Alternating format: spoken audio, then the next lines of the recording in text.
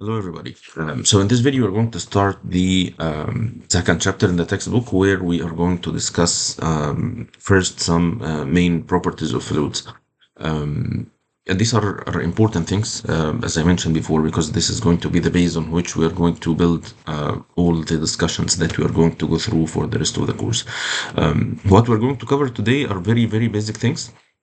I think most of them are well known, but it's important to make sure that these concepts are well understood so that we are all on the same page and that we have no problem with the dealing with these concepts later on. So the first thing we are going to discuss is a kind of theoretical thing, but it's an important thing actually. So um, let's say we have here a container that contains gas contains a gas, any container, so an empty room, for example. So if you zoom in here, you'd see that these red dots represent the gas molecules, and the space between them is the space between the molecules. So the white area is the space between the molecules, and I think this is well known that the gas is the main characteristic of of gas, which makes it a gas, is that it has very big intermolecular spaces, and that the bonds between the molecules is not strong enough to hold them together, so they are free to move around in the container or in space, whatever, yani the place that they are in. The point we want to make here is that the gas is not completely filling the whole volume. It's just some scattered molecules around, and there is a lot of free space between them. So this white space is not filled by gas molecule. It's a space between the molecules. So the point we want to make here is that the properties of this region in space where the molecule of gas is in at this instance should be different from the properties of the volume of space where there is no gas molecule. It's very logical because you have here a gas molecule, so the properties depend on this molecule, and this is just space, so the properties are different because there is no gas molecule. So this is one thing that we want to discuss. Of course, it's going to be almost impossible to get the properties of the whole gas by studying the properties of the space and the properties of the gas molecule, each one separately, and then to see how both will combine in the overall gas properties. That's why we deal with the gas as a continuous phase, and we don't take into account that the properties of this white region is different from the properties of the red regions. Okay, so this is what we what we call continuum. Continuum is that we consider the gas as a continuous homogeneous matter, which is not right theoretically. Theoretically, is not right.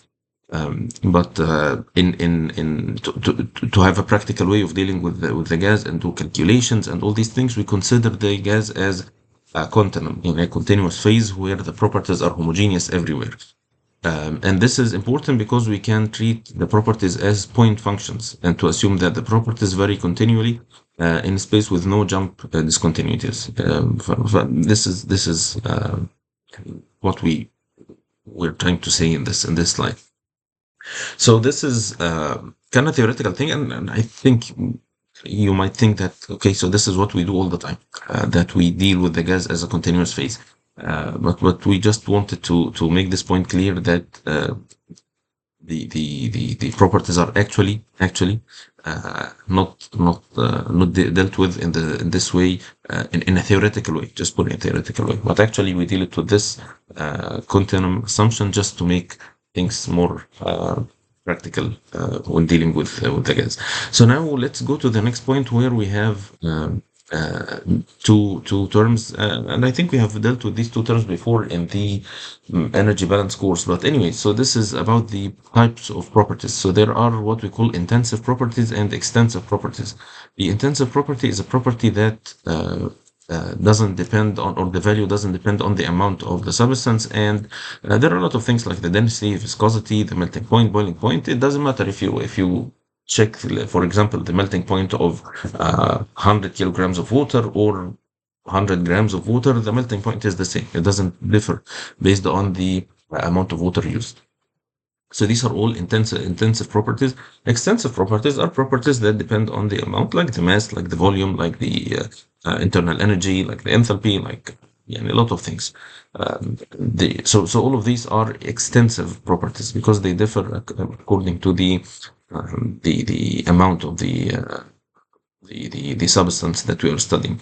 Now, there is one nice thing that we can relate the intensive and extensive properties by, which is dividing by the total amount. So if you have an extensive property, for example, if you divide the mass by the total volume, you get the density, which is an intensive property. Mass is an extensive property.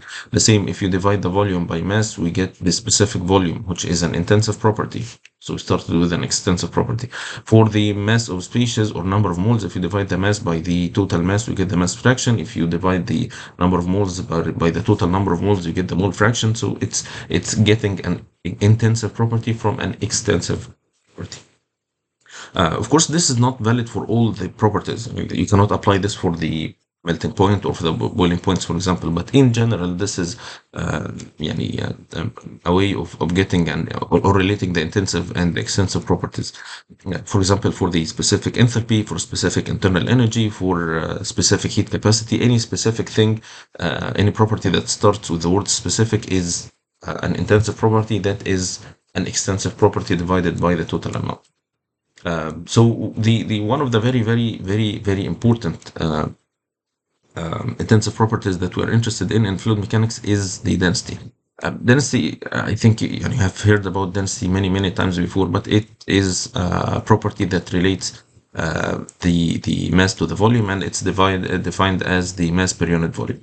This is the density, and its units is kilogram per meter cube, or the dimensions are ml per minus 3 gram per liter, pound mass per foot cube, whatever the unit. The reciprocal of the density is called the specific volume, which is volume over mass, and volume per unit mass, which is meter cubes per kilogram.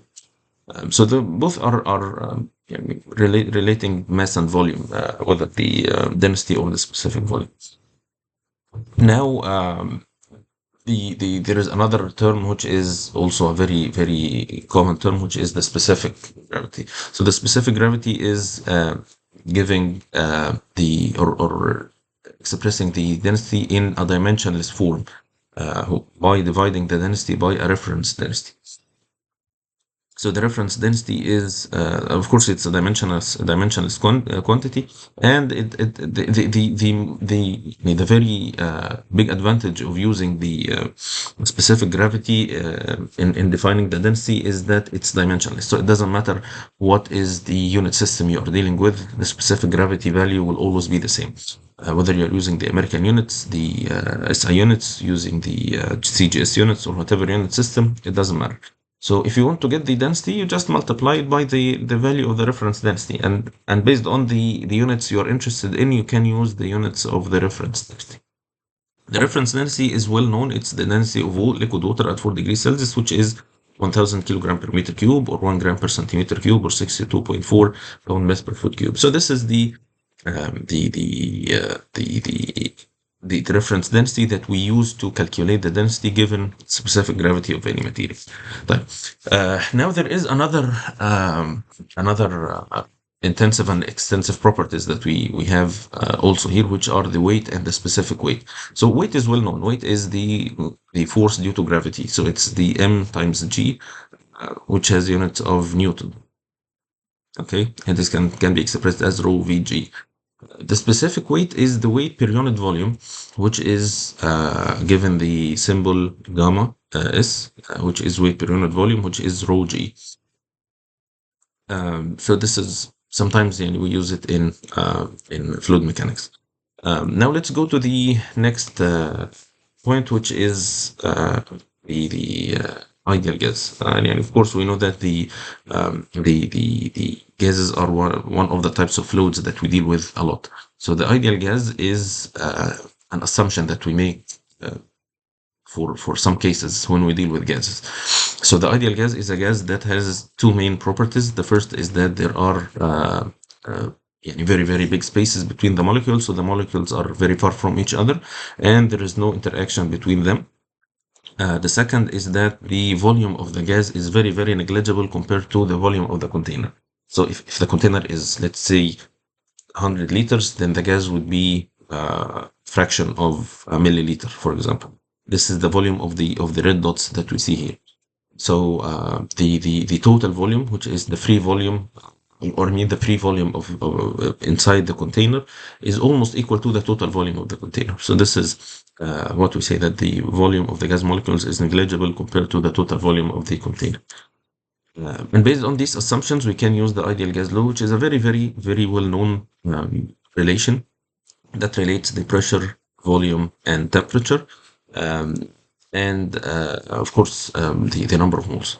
And sometimes it's put at the specific volume, which is volume per unit moles. So it's PV over N times RT. There is a point here which is kind of disturbing for me a little bit, but this is just to make you aware about the symbols that are being used here. So the ideal gas law that I am used to is PV equals nRT, and this R is the universal gas constant. It's kind of very very well known thing. So this R that we see here, it should be the universal gas constant without U. I'm used to it without the U. The author of this textbook is a mechanical engineer, and it seems that in the mechanical engineering, they have different ways of expressing the universal gas constant. So they have this RU as the universal gas constant, okay, which is the same R that I'm used to. So in chemical engineering, we just call it R. We don't give any subscripts here. So they use RU to refer to this as the universal. So RU stands for the universal gas constant.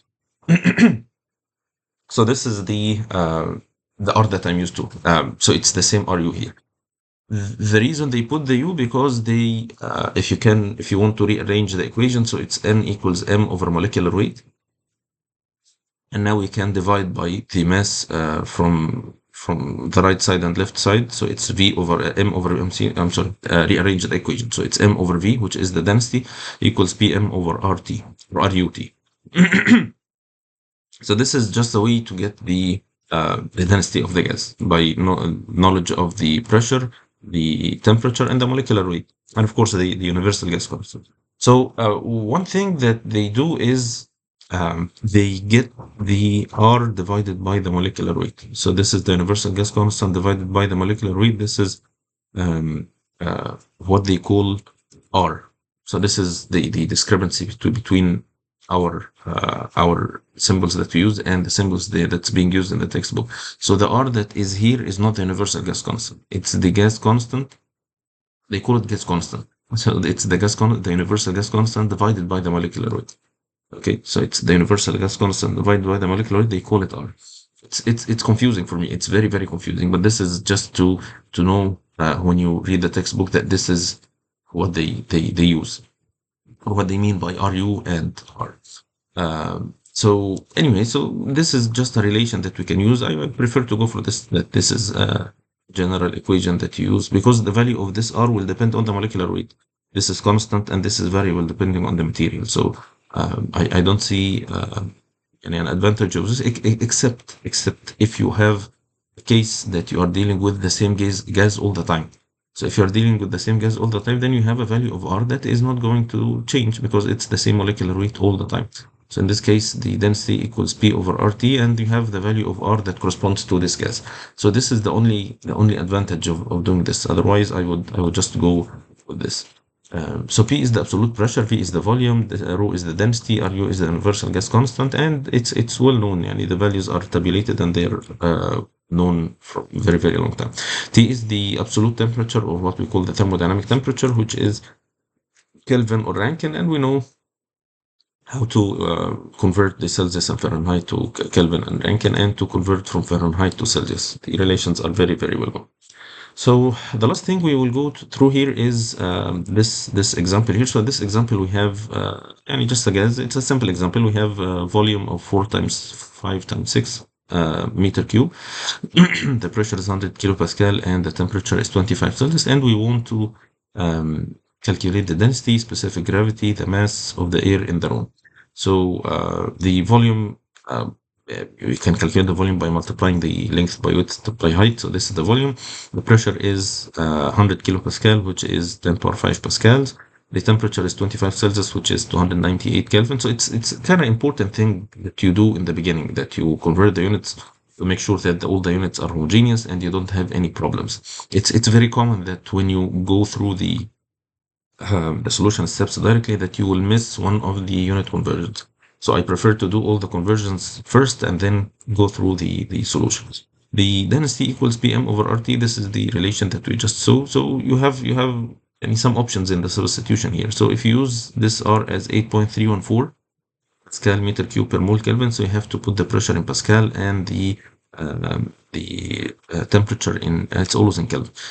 So this has to be in Pascal, and the output would be in meter cubed per gram. Okay, I mean gram per meter cube, I'm sorry. So this is gram per meter cube. So if you want it to be in kilogram per meter cube, you divide by 1,000. Now the specific gravity is dividing by the reference density, so it's of course dimensionless. And if you want to have the mass, it's the density times the volume, so it is going to be 140 kilograms. Okay, you can try the same solution with other units. So if you want to use the liters and atmosphere, so here you can put the pressure in atmosphere and you get the volume in liters, but in this case the R is going to be 0.082 liter times atmosphere per mole Kelvin. So the atmosphere will cancel and the units would be gram per liter, the final units that you're going to get, which is the same thing. And this is the number here, which is the same number here. So the tip here is to make the units homogeneous. So this is just the take-home message out of this. So this is all for this video. I will stop here and continue next time. Goodbye.